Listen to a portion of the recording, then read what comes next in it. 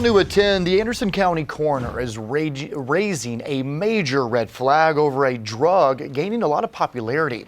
So we've heard of fentanyl, but well, there is a new one out there, and the coroner's office says they're investigating several drug overdoses, and right now they've been happening in such a short span of time.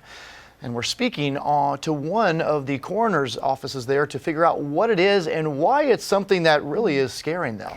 Fox Carolina Shale Ramin joins us live tonight, digging into this for us, Shale, and it sounds like they're trying to get ahead of this problem.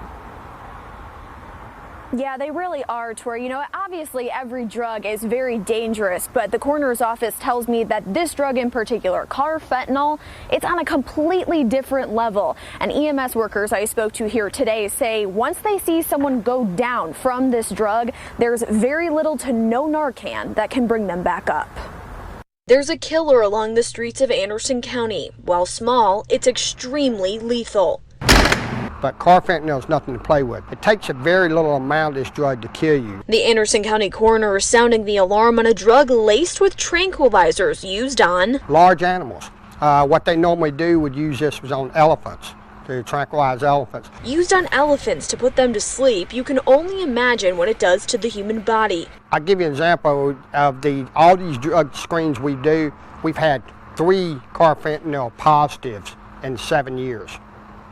2 of those were last week. Senior investigator Don McCowan tells me it's astounding because carfentanil is 100 times more potent than fentanyl, 10,000 times more potent than morphine. Even though we get it out in the community, we can't stop people from getting to the drugs.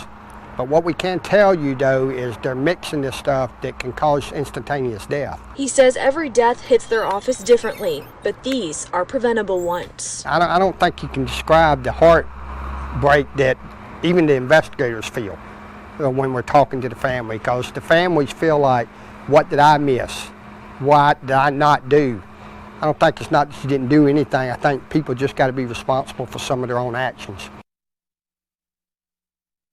And Don McCowan goes on to say that the only place local someone could get ingredients for this would be someplace like the vet's office, but there wouldn't be enough there to really supply the devastation we're seeing on these streets. He said a possibility is it might come from overseas as well, but the main concern is mixing it here. We do know I checked in with the Pickens County Sheriff's Office, and their narcotics unit is aware of this and working hand in hand with the coroner's office. For now, reporting live in Anderson County tonight, I'm Shale Ramin, Fox Carolina, the 10 o'clock news.